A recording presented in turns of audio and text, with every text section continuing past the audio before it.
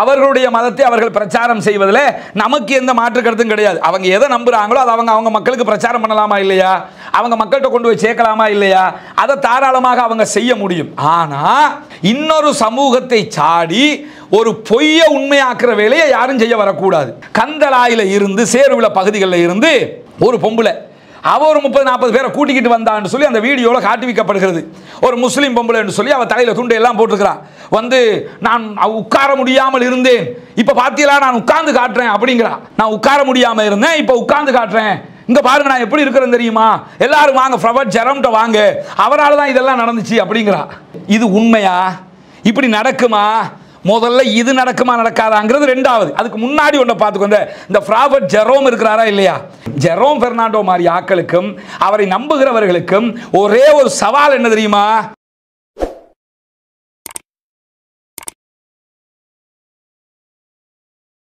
நாம் வாழுகிற இந்த இலங்கை தாய் திருநாட்டிலே ஒவ்வொரு நாளும் பலவிதமான சம்பவங்களும் நடந்து வருகிற காட்சிகளை நம்ம பார்த்து வர்றோம். சமூக வலைதளங்களில் அவைகள் பரவுகிற போது, மக்களுக்கு மத்தியில் அது ஒரு வைரலாக மாறுகிற போது சிலவற்றை நாம் கடந்து செல்ல வேண்டி இருக்கிறது, சிலவற்றுக்கு நாம் விளக்கம் சொல்ல வேண்டிய நிர்பந்தமும் ஏற்பட்டு விடுகிறது. அந்த அடிப்படையில் பார்த்தோம்னா கடந்த ஓரிரு நாட்களாக சமூக வலைதளங்களில் ஒரு பேசுபொருளாக மாறி இருக்கக்கூடிய ஒரு விவகாரம் என்னன்னு சொன்னால், இந்த முடவன் நடக்கிறான், செவிடன் கேட்கிறான், குருடன் பார்க்கிறான், ஊமை பேசுகிறான் என்கிற மாதிரியான ஒரு விளம்பரத்தோட சில வீடியோக்களை நீங்க பார்க்க முடியும். இலங்கையில் ப்ரொஃபட் ஜெரோம் என்கிற ஒருவர் இருக்கிறார். இந்த ப்ரொஃபட் அவரோட பேர் ஜெரோம் பெர்னாண்டோ. ஆனால் அவர் தன்னைத்தானே ப்ராஃபட் ஜெரோம் என்று சொல்லி வைத்துக் கொள்வார். இறை தூதர் என்று தன்னைத்தானே சொல்லிக் கொள்கிறார். சொல்லி கொண்டுட்டு இந்த கட்டுநாயக்க பகுதிகளில் அவர் தனக்குண்டு ஒரு இடத்தை அமைச்சுக்கிட்டு அதில் என்ன செய்வார் என்று சொல்லி சொன்னால் அவருடைய மத பிரச்சாரத்தை அவர் செய்கிறார். அவர்களுடைய மதத்தை அவர்கள் பிரச்சாரம் செய்வதில் நமக்கு எந்த மாற்று கருத்தும் கிடையாது. அவங்க எதை நம்புறாங்களோ அதை அவங்க மக்களுக்கு பிரச்சாரம் பண்ணலாமா இல்லையா, அவங்க மக்கள்கிட்ட கொண்டு போய் சேர்க்கலாமா இல்லையா, அதை தாராளமாக அவங்க செய்ய முடியும். ஆனால் இன்னொரு சமூகத்தை சாடி ஒரு பொய்யை உண்மையாக்குற வேலையை யாரும் செய்ய வரக்கூடாது. அதை ஏற்றுக்கிற முடியுமா? அதை ஏற்றுக்கிற முடியாது. உதாரணமாக உலகத்தில் ஒரு அறிவாளி எதை நம்புவானோ அதைத்தான் உலகமே நம்பும். ஒரு அறிவுபூர்வமாக பார்க்கல சூரியன் இருக்குது, இது சூரியன் உலகமே நம்புது. பார்த்தா சூடா இருக்குது, வெளிச்சமா இருக்குது, அதுக்கு பேர் சூரியன் தானே. ஒருத்தன் வந்து சொல்றான் இல்லை இதுக்கு சூரியன் இல்லை, இதுக்கு பேரு ஐஸ் அப்படிங்கிறான். அப்ப யாராவது புத்திசாலி ஏத்துக்குவாங்களா? கண்டிப்பாக ஏத்துக்கிற மாட்டோம். ஏன்?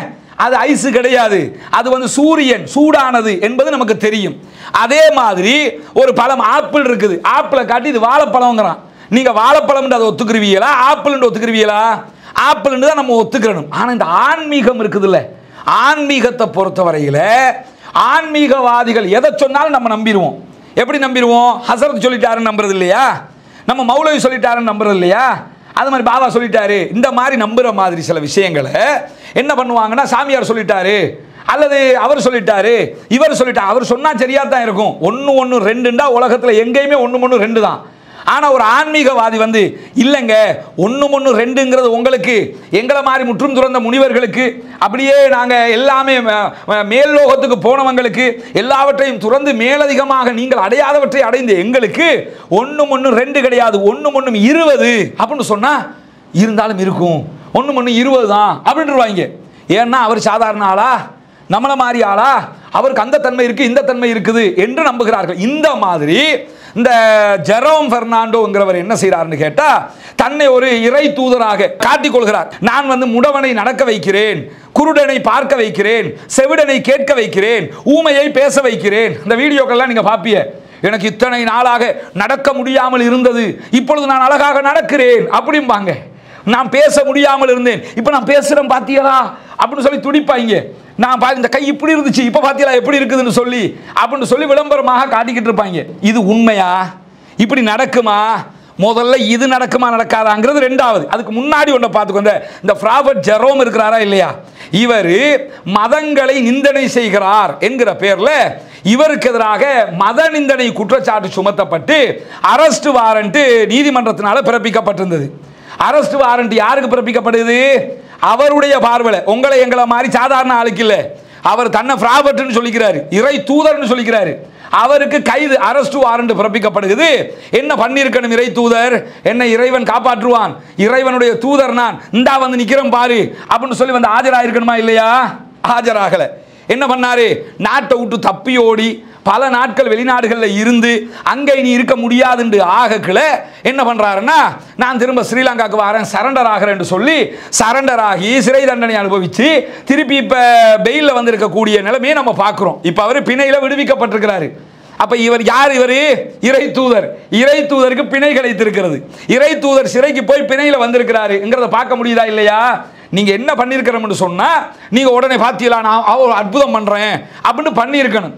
எல்லாவற்றையும் தாண்டி அங்க ஒரு இடத்துல உட்கார வச்சுக்கிட்டு இந்த மாதிரி காரியம் பண்றதை விட, நம்ம நாட்டில் மருந்து தட்டுப்பாடு இருக்குதுங்க, நம்ம நாட்டில் நோய் நம்பளம் அதிகமாக இருக்குது. இந்த நேரத்தில் நீங்கள் என்ன பண்ணலாம்? நேராக வாங்க ஜென்ரல் ஹாஸ்பிட்டலுக்கு வந்து என்ன பண்ணணும், அங்கே படுத்திருக்க எல்லா நோயாளிகளையும் குணமாக்கி விட்ருங்க, எல்லாத்தையும் செஞ்சிடலாமா இல்லையா? இதை விட்டு என்ன செய்கிறாருன்னு கேட்டால், ஒரு அரங்கத்துக்குள்ள ஆக்களை இது இந்த இந்த இந்த இந்த பட்டியலில் கந்தலாயில இருந்து சேருவில பகுதிகளில் இருந்து ஒரு பொம்பளை அவ ஒரு 30-40 பேரை கூட்டிக்கிட்டு வந்தான்னு சொல்லி அந்த வீடியோவில் காட்டுவிக்கப்படுகிறது. ஒரு முஸ்லீம் பொம்பளைன்னு சொல்லி அவள் தலையில் துண்டு எல்லாம் போட்டுருக்கிறான். வந்து நான் உட்கார முடியாமல் இருந்தேன், இப்போ பார்த்தீங்களா நான் உட்கார்ந்து காட்டுறேன் அப்படிங்கிறா. நான் உட்கார முடியாமல் இருந்தேன், இப்போ உட்கார்ந்து காட்டுறேன், இங்கே பாருங்க நான் எப்படி இருக்கிறேன்னு தெரியுமா, எல்லாரும் வாங்க ஃப்ரவட் ஜெரம்ட்ட வாங்க, அவரால் தான் இதெல்லாம் நடந்துச்சு அப்படிங்கிறா. முதல்ல இவரோட ஊரில் அவளை பற்றி விசாரித்து பார்த்தா, இவக்கு ஊரே இவங்களை வந்து இவங்க இப்படிப்பட்ட ஆட்கள்ங்கிற மாதிரி தான் அவங்கள வச்சிருக்கிறாங்க. ஒன்று. ரெண்டாவது விவகாரம் என்னன்னு சொன்னா, இவக்கு என்ன நோய் இருந்துச்சு, அந்த மாதிரி ஒரு நோய் இருந்துச்சான்னா நம்ம விசாரிச்ச வகையில் அப்படி எந்த நோயுமே கிடையாது. மூணாவது விவகாரம் என்ன, உட்காரவே முடியலைன்னா நீ எப்படிமா நடந்து வர்ற? அப்போ பஸ்ஸில் எல்லாம் நின்றுக்கிட்டு தான் வந்தியா, உலகம் முழுக்க நின்றுக்கிட்டு தான் தூங்கினியா? உட்காரவே முடியாதான். உட்கார முடியலைன்னா அப்போ உன்னுடைய செயல்பாடு இத்தனை ஆண்டு காலம் எப்படி இருந்தது? பஸ்ஸில் சேர்வுலையிலிருந்து கட்டுநாயக்க வர வந்திருக்கிறாள்ல, எப்படி வந்தா? நின்றுக்கிட்டே வந்தேன், நான் நின்றுக்கிட்டே தூங்குவேன் குதிரை மாதிரி, நான் நின்றுக்கிட்டே தான் எல்லாம் பண்ணுவேன், நின்றுக்கிட்டு தான் சாப்பிடுவேன், நின்றுக்கிட்டு தான் பாத்ரூம் போவேன், நின்றுக்கிட்டு தான் எல்லாமே நின்றுக்கிட்டு தான் அப்படின்னு சொல்ல வர்றாளா? ஒரு பொய் சொல்லணும், குறைஞ்சபட்ச உண்மையோட சேர்த்தாவது சொல்லியிருக்கணுமா இல்லையா? பச்சை பொய், பச்சை புழுவு மூட்டை. அவன் கொடுக்குற காசை வாங்கிட்டு அவன் கொடுக்குற சில லாபங்களுக்காக வேண்டி நான் ஒரு முஸ்லீம், இங்கே எல்லாரும் வாருங்கள்னு சொல்லி இருக்கிறவன் ஈமான பூரா பாலாக்குற விதமாக இந்த செய்திகளை சொல்றாங்க. இது யாருக்கு இது முடியும் என்று சொன்ன சில நபிமார்களுக்கு அல்லாஹ் தஆலா சில அற்புதங்களை கொடுத்தான்.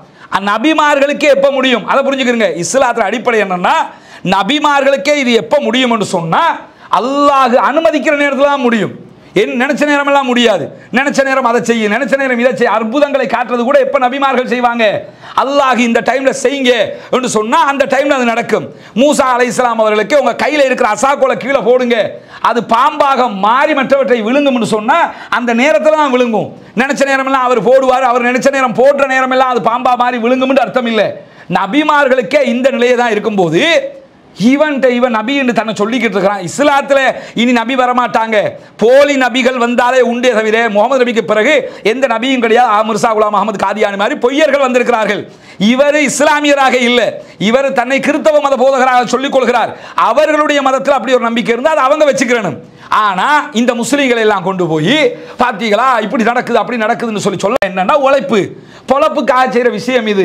இதுக்கு பின்னாடி நம்ம போனோம்னு சொன்னா ஈமான் பாழாய் போய்விடும். ஜெரோம் பெர்னாண்டோ மாதிரி ஆட்களுக்கும் அவரை நம்புகிறவர்களுக்கும் ஒரே ஒரு சவால் என்ன தெரியுமா? என்ன செய்யணும்னா, நீங்களும் நாங்களும் ஒப்புக்கொள்ளும் விதமாக மருத்துவமனையில் போய் இந்த நிரந்தர நோயாளிகள் இருப்பாங்களே, எந்திரிச்சு நடக்க முடியாது, இனிமே இவங்களை காப்பாற்ற முடியாதுன்னு இருப்பாங்களே, அவங்களை எடுத்துக்கிட்டு ஜெரோம் பெர்னாண்டோக்கு கடிதம் எழுத இருக்கிறோம். அவருக்கு சவால் விட்டே கடிதம் அனுப்புவோம் இன்ஷால்லா. ஆங்கிலம் சிங்களத்தில் அவருக்கு கடிதம் அனுப்பப்படும். எதுக்காக கடிதம் அனுப்புறோம்னு கேட்டா, நீ ரெடின்னு சொன்னா நீங்களும் நாங்களும் ஒப்புக்கொள்ளுகிற விதமாக 4 நோயாளியை எடுத்துக்கிட்டு வருவோம். நீயும் ஒப்புக்கொள்ளு, இவன் நோயாளி தான், நானும் ஒப்புக்கொள்றேன். எங்களுக்கு முன்னுக்கு, மீடியாவுக்கு முன்னுக்கு, பொதுமக்களுக்கு முன்னுக்கு அவங்களை இதே மாதிரி எந்திரிச்சு நடக்கிறதுக்கு வச்சு காட்டுது. நீ சொல்றதை நாங்களும் ஏத்துக்கிறோம். செய்ய முடியுமா? நடக்குமா? இது சாத்தியமா? செத்தாலும் நடக்காது. உலகத்தில் எப்பயும் நடக்காது. எனவே இது ஒரு ஏமாற்று காரியம். இது பணம் சம்பாதிக்கிறதுக்காக செய்கிற கூத்து. இது அவர்களை சார்ந்த மக்களே இதை விமர்சிக்கிறார்கள், இது பிழை என்கிறார்கள். எனவே மாற்று சமூகத்தை சேர்ந்தவர்களை பணம் கொடுத்து இது மாதிரியான காரியங்களை பண்ணுவது என்பது பிழை. உங்க கருத்தை சொல்லுங்க, உங்க கொள்கையை பிரச்சாரம் பண்ணுங்க. அந்த கொள்கையை யார் அவங்க ஏத்துக்கிட்டாங்கன்னா பிரச்சனை இல்லை.